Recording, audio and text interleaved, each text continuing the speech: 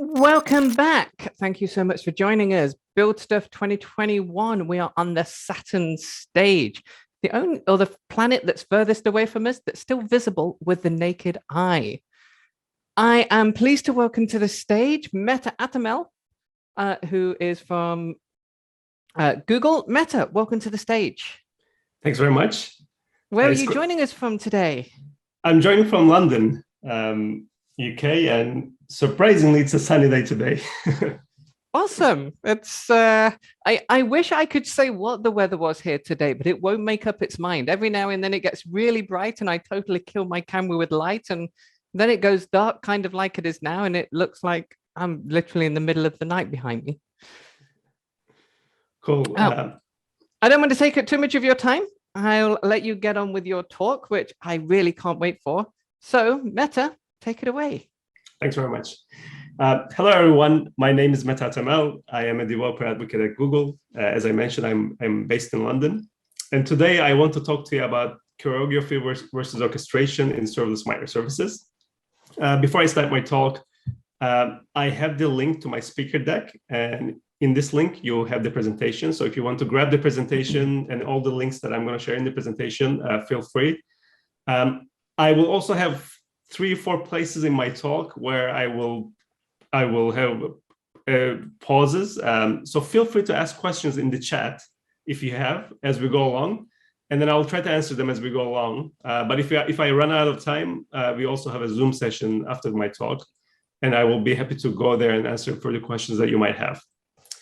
All right, so let's get started. First of all, what do I mean by choreography versus orchestration? So let's just answer that question first. So the way the talk is going to go, by the way, is that first I want to answer what I mean by choreography versus orchestration and talk about what makes sense for, what use cases make sense for choreography and what use cases make sense for orchestration. And then I want to get into the landscape of choreography and orchestration. So what kind of tools and services exist in this area. And then I want to get into orchestration more because choreography and event-driven systems, they've been around for a while, so I think most people understand them. But orchestration is something more recent. So I want to zoom into that, and I want to talk about Google Cloud's orchestration service, Google Cloud Workflows. And my point there is just to let you know what you can expect from an orchestration service. And finally, in the last part of the talk, I want to go through a case study where I will show you an application that was initially designed in a choreography way, but we took it and we rewrote it using orchestration. And in that rewrite, we learned a few lessons. So I want to share that with you about what we learned. So I think for me, the last part of the talk is the most useful part because it's a case study, and there's a lot of lessons learned there. But before we get there, I want to just first make sure that we have the context set for it, so that we have the full context before we talk about the benefits of orchestration. All right, so let's start imagining a simple e-commerce application. Let's imagine you're trying to build an e-commerce application. In e-commerce, you try to sell things, and usually there's a certain steps that you need to follow. First, you need to receive an order. Then you need to charge the user for the order. So you need to use a credit card, authorize and charge the credit card. Then you need to prepare and ship the items. And then you need to notify the user, right? So these are the main steps. Of course, in a real e-commerce application, there are many more steps, but I'm just simplifying here for the sake of the argument. And if you want to design the system, this transaction, one way of doing this back in the day is to create a single monolithic application and deploy that monolithic application that has the front end, that has the credit card transactions, that has the shipping the items and all that kind of stuff. But we know now that monolithic applications, they're not good for many reasons that I won't get into here today because I think most people know about them. So instead, what we do is we kind of try to break down the transaction into microservices that do certain things in the order that we define. So one way of doing this is that you can have a front end. And here I'm giving an example from Google Cloud. So for example, for front ends, you usually use App Engine. So you might have an App Engine front end. Then you might have a Cloud Run service, which is a container service to process the payment. Then you might have a shipper to a cloud function. So this time it's just a function to ship the item. And finally, you have a notifier that might be another container that might let the user know that the item shipped, right? And the simplest way of doing this is that you have each microservice deployed, and then they just call the next microservice in the chain. So the front end calls the payment processor calls the shipper, and so on and so forth. So the services are calling each other, right? If you go this way, what I call the simple REST-based approach, where microservices call each other directly, the pros and cons of this approach is that, first of all, we already are dealing with microservices, so we are not dealing with a single monolithic application, and that's good for, to make sure that our, we have microservices that are self-contained, that can scale independently, that can work independently, they're easier to debug, easier to reason about, right? So all the benefits of microservices, we have them by not having a single monolith, so that's good. Also, this model is very easy to implement, right? All we need to do is deploy microservices and figure out which microservice has to call what microservice next. So it's easy to think about, it's easy to reason, there's not much complexity. On the other hand, you already have too much coupling between your services. You have microservices calling each other, so they need to know about each other, okay? And that's coupling that you actually don't need. If microservices, they don't need to know about each other, they shouldn't. But in this case, they have to know about each other. Secondly, if a microservice fails, then your whole chain fails. So there's a single point of failure, and that's not great, especially for an e-commerce kind of application. Each service has to have its own retry, error, timeout logic. Because let's say the front end received a request and it makes a call to the payment processor, and the payment processor doesn't respond, or it responds back with an error. What do? You can return an error back to the user, but that's not ideal. You should at least try once or maybe twice, right, before you give up. So that logic has to be implemented in each microservice, and that's extra logic that has to be implemented in each microservice. And for me, the most important thing is that who ensures that the whole transaction is actually successful, right? Each microservice can try to do its own bit, but there's nobody watching to make sure that the whole transaction is actually successful. So you need to think about that. Now, to get rid of some of these problems, what we can do is we can use what's called an event-driven architecture, also known as choreography. In event-driven architecture, what you have is that you still have the microservices, but instead of microservices calling each other directly, they use a messaging system to communicate. So there's usually a message broker in the background, and each service receives messages that it's interested in, and it emits messages that it wants to signal to other microservices. So for example, in this case, the front end will receive the request. So there's still an HTTP call to the front end. But then once it receives the request, maybe it will create an order received message, and it will send that message to the message broker. But it doesn't know that there's other services, and it doesn't really care about it. Now, this order received message will go to a payment processor, because that's what payment processor is interested in. And it will get the information about the order, and it will do whatever it needs to do, and it will send another message type, this time maybe payment processed kind of message. So the pros and cons of this event-driven approach, and we also call this choreography, because basically each service is kind of acting on their own. They are kind of doing their own bit, but without really having to know about each other, right? So the pros is that services are loosely coupled. They don't know about each other, so that's great. Because you can change them independently, you can scale them independently. They don't need to worry about what's next, basically. So I mentioned this already. Services can be changed and scaled independently. There is no single point of failure, in the sense that, if the payment processor, for example, goes down and it doesn't respond to messages, the rest of the services, they can still function. So they can still receive messages and they can still respond to them. Of course, your transaction might not still work, but at least part of your system might work. And in some cases, maybe that's okay, because in some cases, maybe a partial failure is not that big of a deal. Of course, in e-commerce, usually a partial failure is not tolerated, but in certain use cases, maybe this is okay.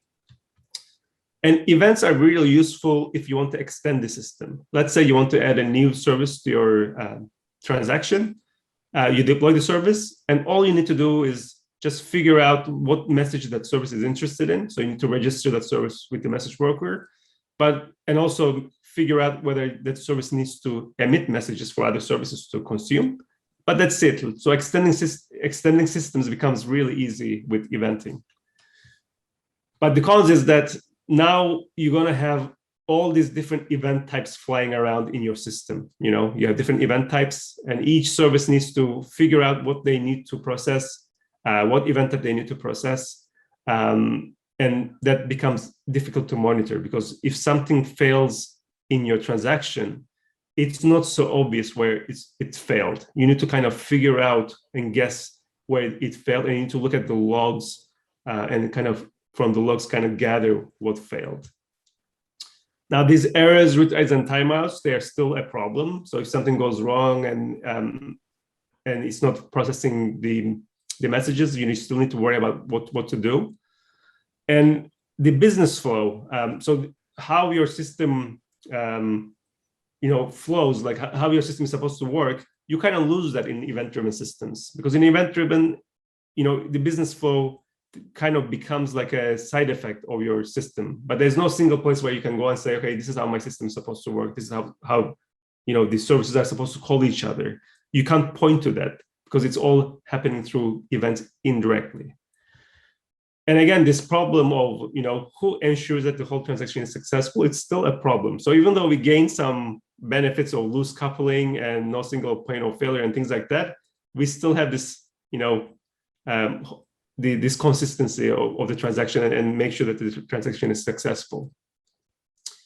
And if you imagine a more complex transaction, so in an e-commerce transaction, you usually have something like this, where you look at a database and you check a value to see if something is in stock or not. And if it's in stock, then you go in one branch, but if it's out of stock, you go in another branch.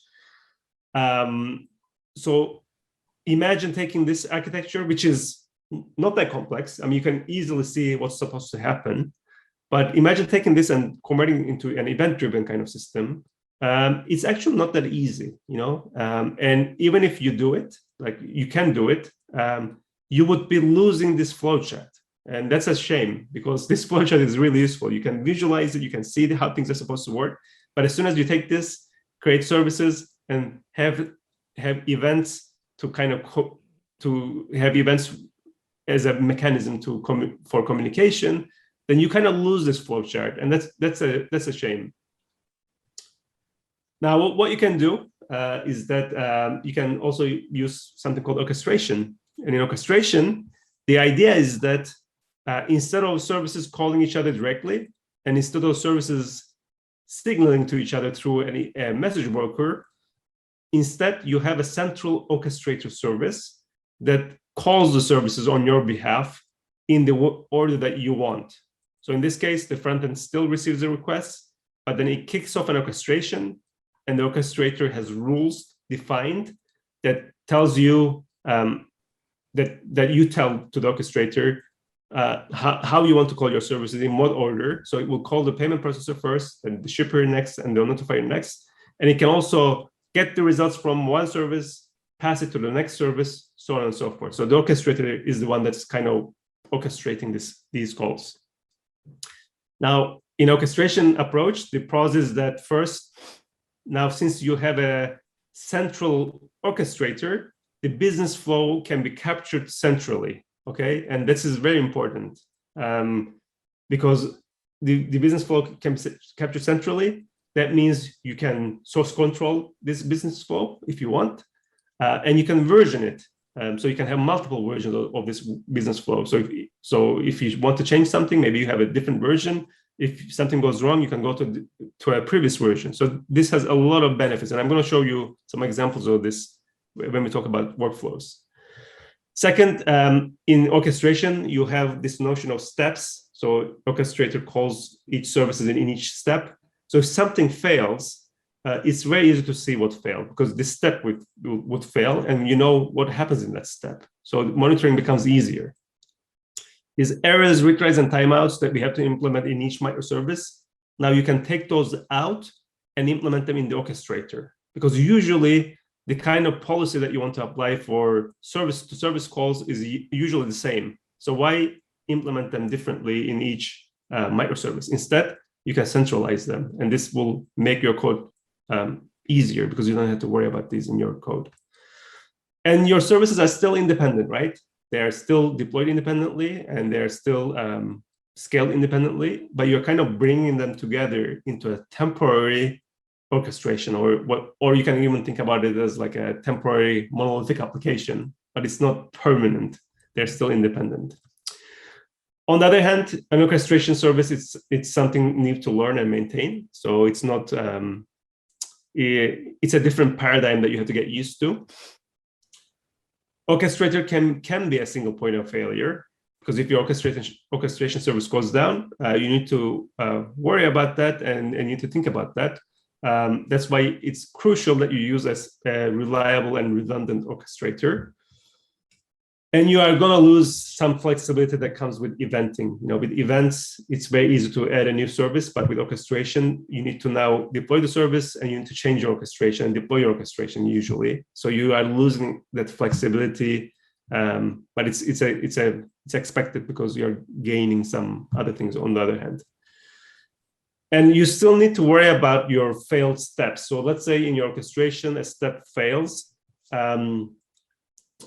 And if that step needs compensation, for example, let's say you're charging a user, you charge the user's credit card, but the next step where you ship the item fails, then what you need to do is you need to let the user know that the shipping failed, but also you need to undo the transaction with the credit card, right? So you need to kind of compensate for the failed step. So the transactions are more easier to monitor and more reliable per se, but if something fails, you still need to catch that failure and you need to act on it in your orchestration. So it's not like magically everything just works because you use an orchestrator. It's not like that. So if you ask yourself, which one is better, choreography versus orchestration, which one should I use? The answer is, it depends, as in every software engineering problem. It really depends on what you're trying to do. But generally, if your services are not closely related, meaning they can be deployed in different contexts or they can be deployed in different orders, then maybe choreography or event-driven kind of architecture is better for you because it will give you more flexibility and you really don't need services in a certain order, right? So with that, why bother with orchestration, right? So that's what I kind of look for when I'm thinking about choreography. On the other hand, if your services are closely related, meaning they're usually deployed together and they're usually called in a certain order, or if you have a business logic like the flowchart that I show you, and you want to kind of capture that, and it's important to capture it, then that's when I start thinking about orchestration, because event-driven systems is not going to give you this flowchart. You're going to lose that flowchart, whereas orchestration actually lets you keep that, and that has a lot of benefits. So these are what I kind of use in terms of like when I decide choreography versus orchestration. But of course, you can combine them too. And I think in the real world, this is the way to go. Usually, you don't use one or the other, but you kind of use event-driven systems and orchestration together. So what you can do is that the things that make sense to orchestrate, you put them together. And then when they need to be signal other orchestrations, they can use messaging. So maybe a message triggers this orchestration, and then this orchestration runs. And in the end, it will signal to other orchestrations that it's done, and this event will be handled by other orchestrations. So this hybrid approach is also valid, and I think that's what I see more in real applications.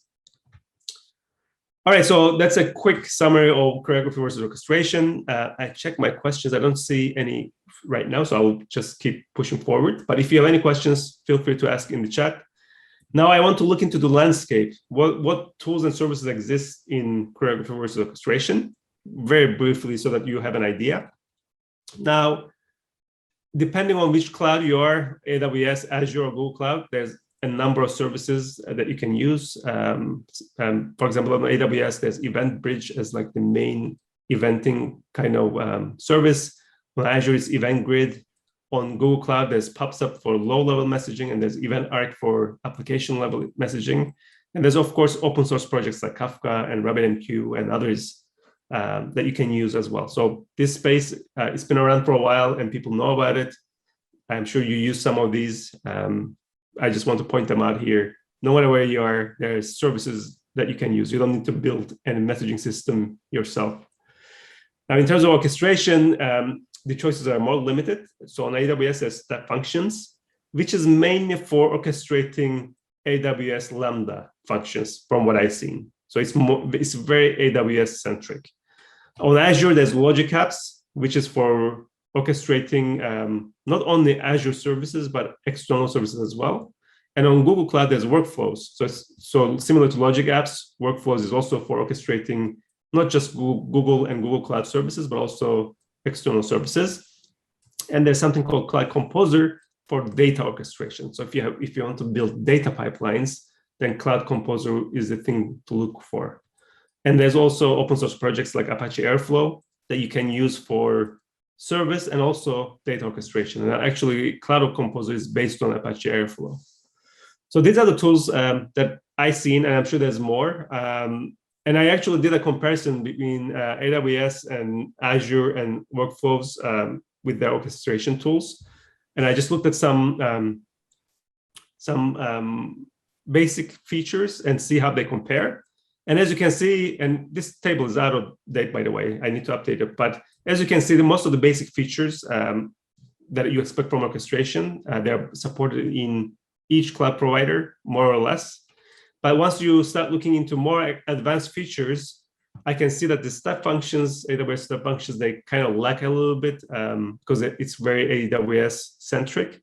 Whereas logic apps and workflows, they are more open and they have more features in that area. But the point of this is that no matter which cloud provider you use, you have the basics in place to use or to do orchestration. And there's also an open source project called CNCF called Serverless Workflow that started as a specification for defining workflows, but now it's turning into developer SDKs, workflow runtimes, and developer tooling. This is something to look into. Right now, the cloud providers, they don't really support this specification, but I can see this open source specification and SDKs and runtimes being standard at some point. So it's something to look into, and it's also good to see that there's open source tools that are coming up in this space as well. All right, now I will look into Google Cloud Workflows in more detail so that you have an idea of what you can expect from an orchestration service. But before I do that, I see a question in the chat. So Amish, I think, asked, why do you state that in choreography you lose the flow chart? Can you make something like a correlation ID and track down the flow using it?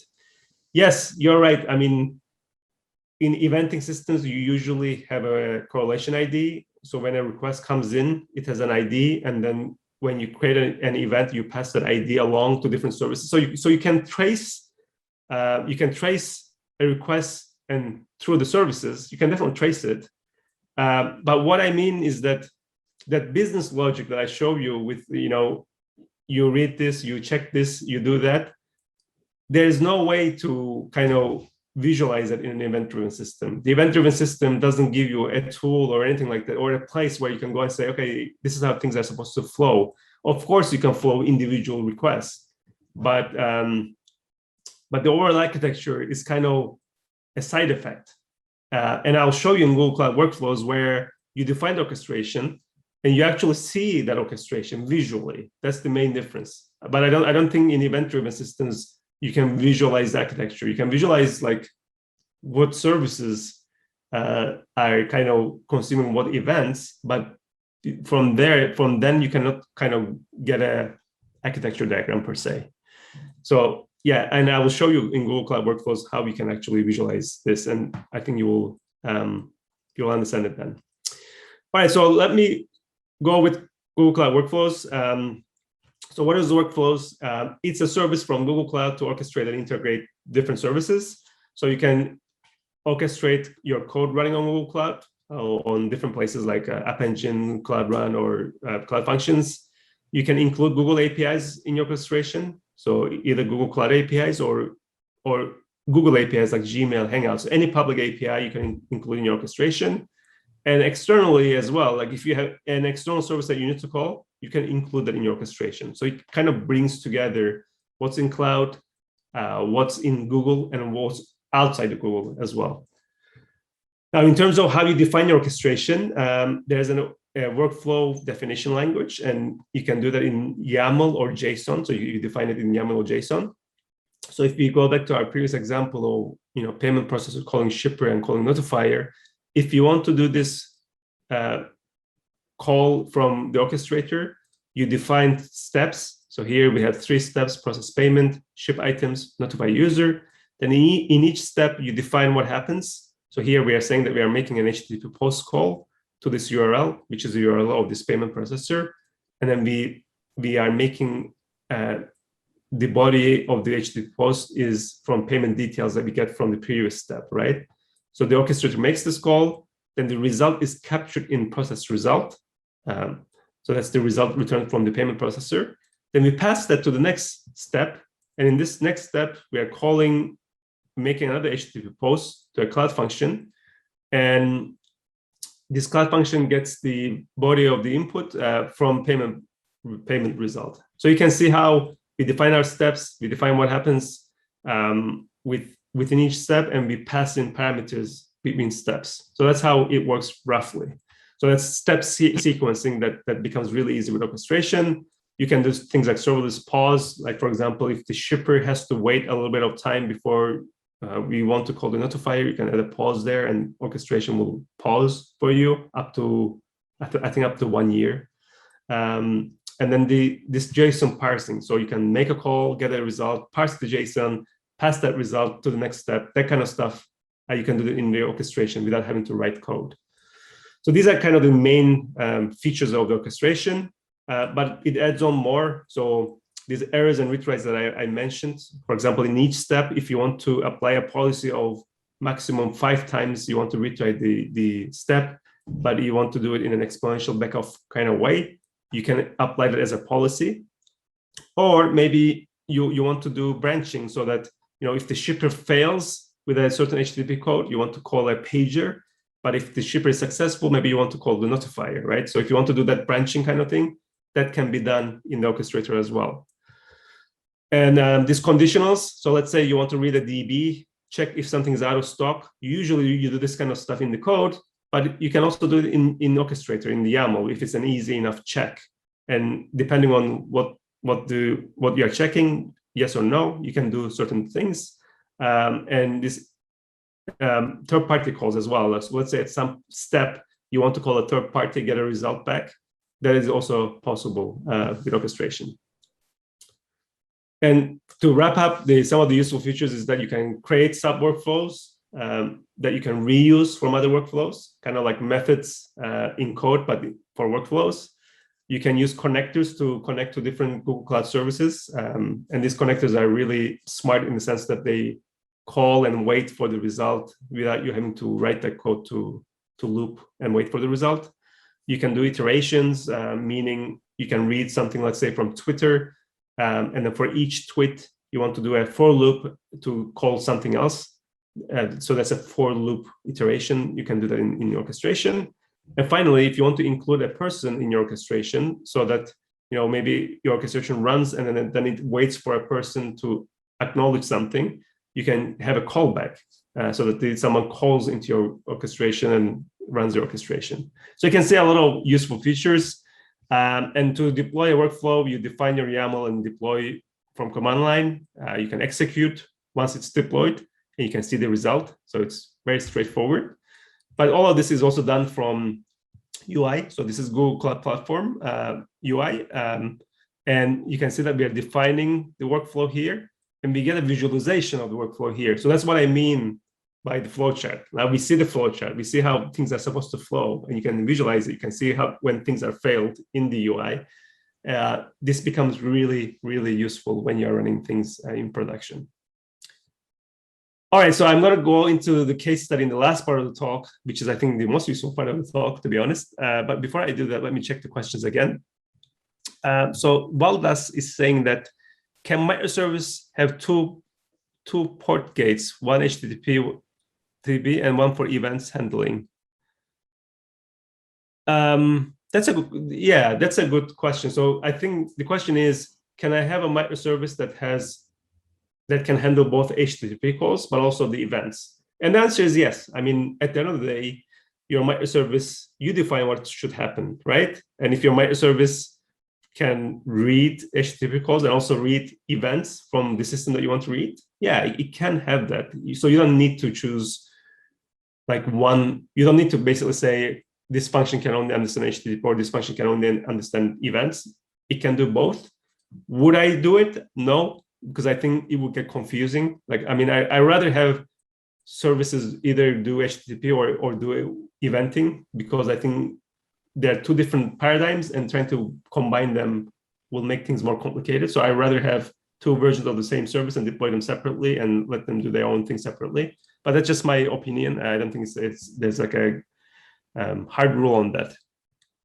And the next question from Ines is custom-made orchestrator versus cloud provider service in context of microservices, order execution, and transactional behavior. So custom-made orchestrator versus cloud provider service. So I think what you're asking is that if I'm not in the cloud, but I want to do orchestration, do I need to build my own custom orchestrator? Well, I mentioned you that there's an open source project that's coming along.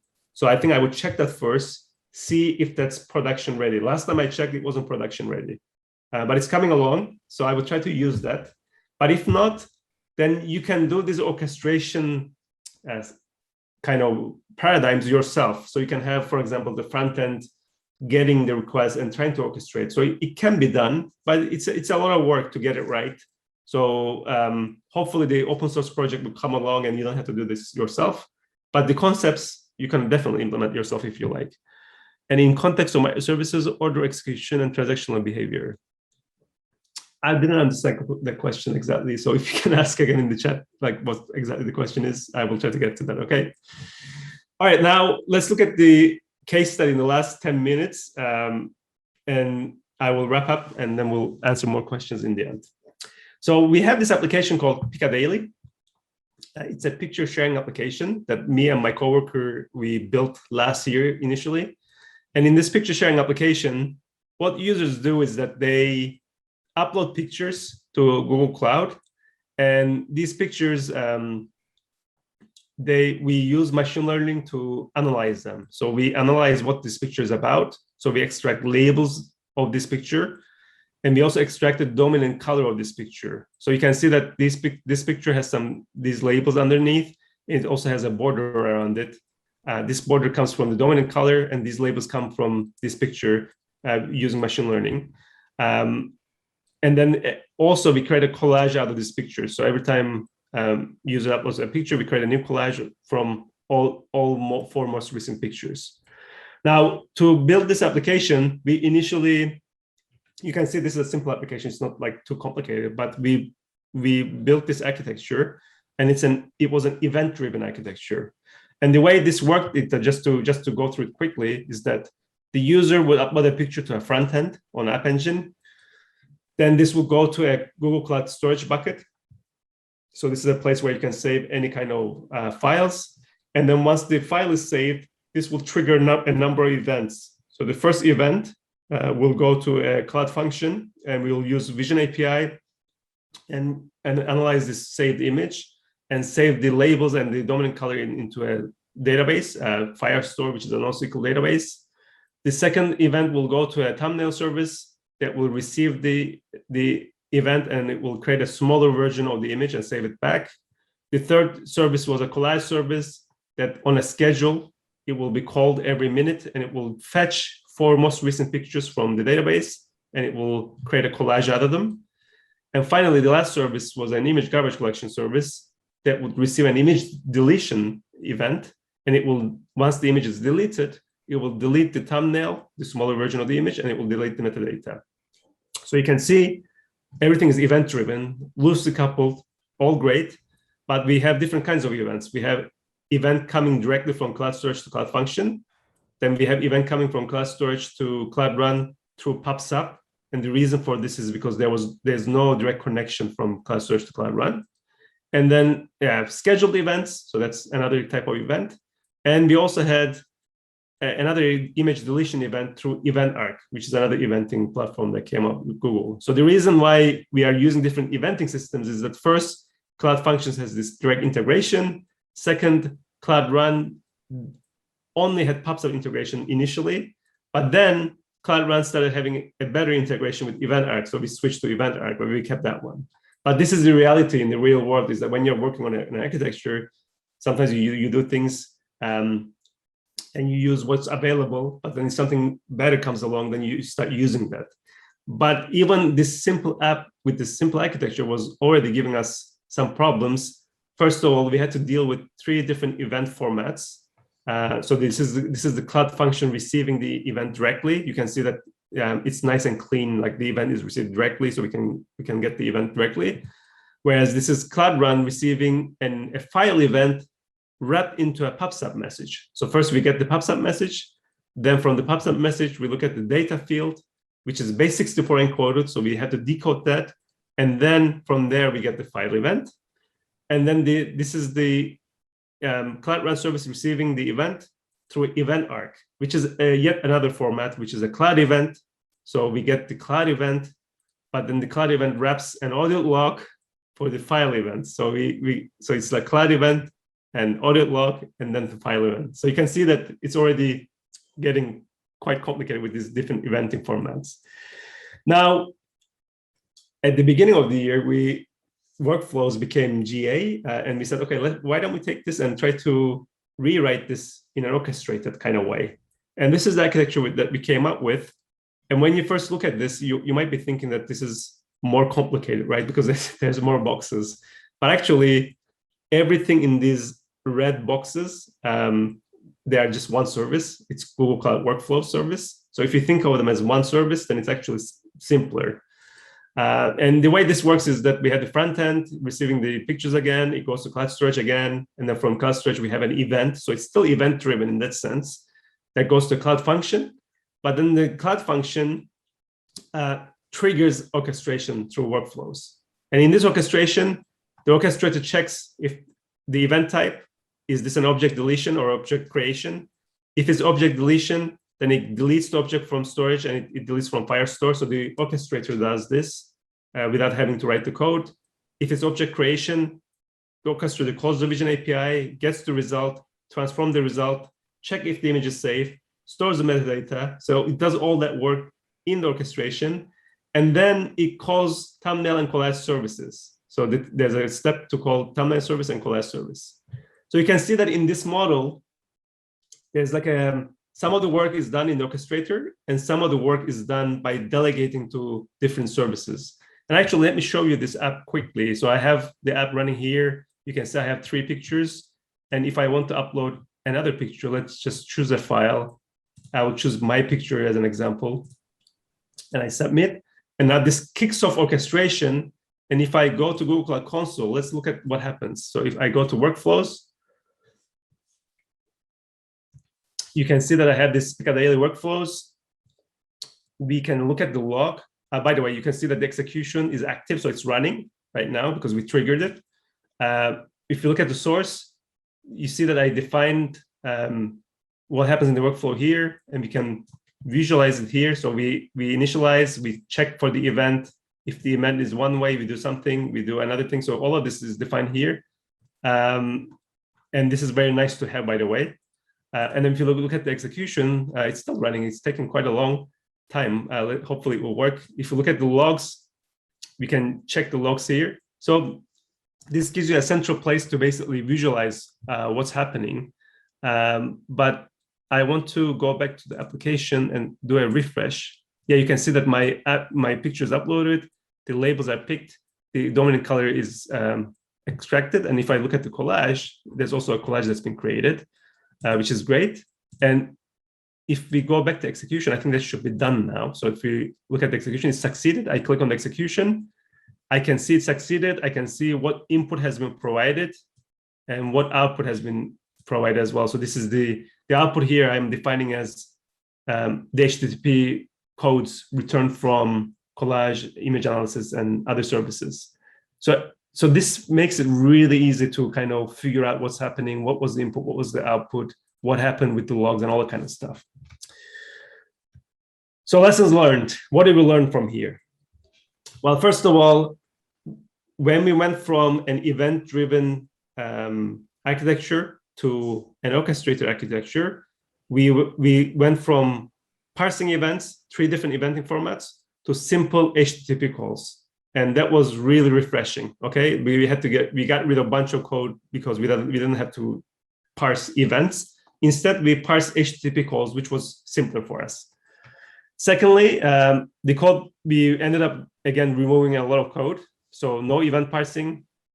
We didn't have to have an image analysis function. We didn't have to have a garbage collection service because we could do this from the orchestrator itself.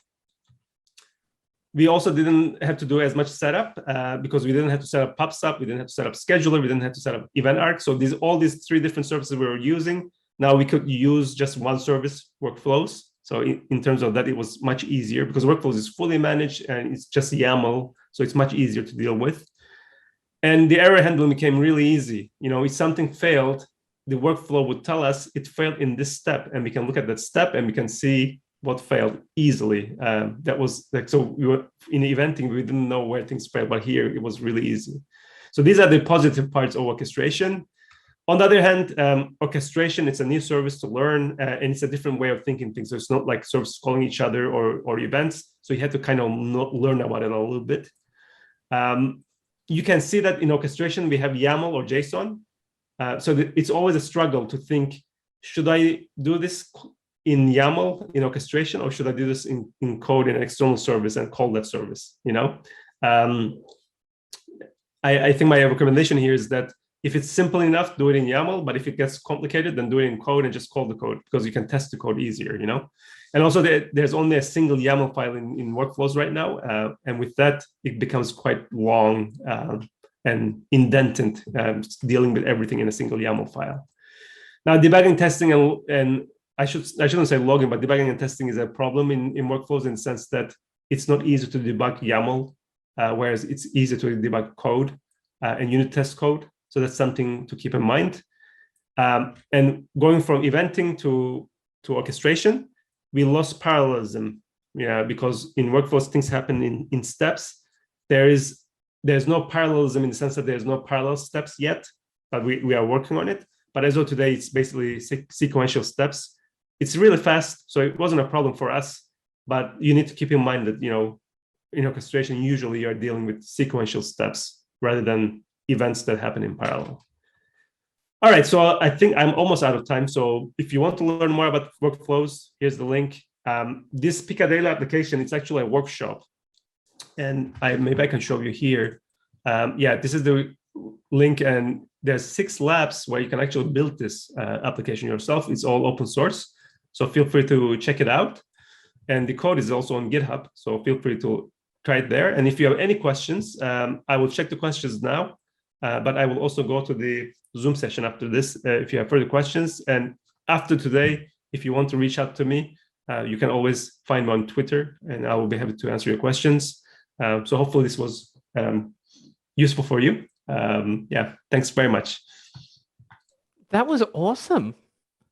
Thank you very much. That was absolutely superb. I had one question which I was going to ask you, which that Piccadilly workshop, is that available? But you've answered that one. That is on my list of things to do this weekend now, to take a look into this and have a look further.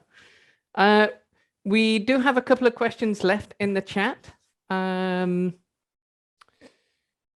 NS updated his question. So Orchestrator is there to help us with calling on microservices in specific order, supporting transactional behavior, etc. why should we use, say, Logic Apps or AWS step functions instead of writing a separate orchestrator as a separate API, which contains the code for everything mentioned? Right. Well, I think I would answer that question as like, yeah, of course you can write your own orchestrator and you can make sure that things are called in a certain order, and you can get the results, parse the results, and pass it to the next service. You can do all of that, but it's a lot of work, and it's a lot of work to do it properly. It's a lot of work to make sure that the orchestration that you're doing is resilient and redundant. So why would you use a service? Because if you are already running in the cloud, I think it's much easier way. Like all you need to worry about is to define your orchestration in the language that's given to you. And the details of how to run that orchestration and how to scale that orchestration is not your problem anymore. So that's the answer to it. But if you're not in the cloud, of course, you need to find other solutions. And in that case, yeah, you might need to write your own as well. Okay, and we have another question from Volodymyr. First of all, great demo, thanks. And the question is it possible to attach a CI/CD to the workflows with the YAML, etc.? So, I mean, if the question is like, can I use CI/CD to deploy workflows? Yeah, I think you can, because workflow can be deployed with G-Cloud. It's a command line tool. So all you need to do is basically define your workflow in the YAML, and then use G-Cloud to deploy that YAML. And then in your CI/CD, whatever service you're using, you can basically just you include G-Cloud in there and just do that there. So that, yeah, that's totally possible. Okay, awesome. It's good that you can stick that in source control and version control and that type of stuff as well. Exactly. See the changes going through. And I don't know if we have time for one last question from Mohammed Hassan. Is it a good idea to use orchestration for big applications with lots of services? That's exactly why orchestration becomes really useful. Because if you have like the example that I show you with like 3 or 4 services, for that orchestration might be an overkill because you only have 2 or 3 services, and you can probably let them call each other, and there's not that much complexity. But when you have a lot of services that you can call them in many different ways, you really want to formalize how that should work. You really want to say this service should call that service, and if there's an error, I should go to that service. And orchestration really helps for that. I think that's when orchestration becomes really useful, when you have a lot of services that they can branch and call each other in different ways. So that's exactly a really great use case for orchestration. Okay, awesome. And with that, I think we're over time, so we're probably out. I don't see any more questions coming into the chat. I want to thank you very much for your time and for, like I said, that really interesting, awesome workshop. And well, I wish you a good day in London. Thanks very much. Thanks for having me, and enjoy the rest of the conference. See you. Thank you. And we'll be back at 20 past for the last talk of the day. See you then.